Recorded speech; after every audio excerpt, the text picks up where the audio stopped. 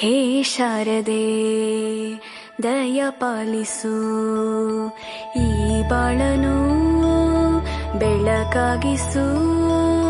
ಹೇ ಶಾರದೆ ದಯ ಪಾಲಿಸು, ಈ ಬಾಳನು ಬೆಳಕಾಗಿಸು. ನಾಳೆಗಳ ದಾರಿಯಲೇ ನಂಬಿಕೆಯ ನೆಲೆಯಾಗಿರಿಸು, ಮುನ್ನಡೆಸು.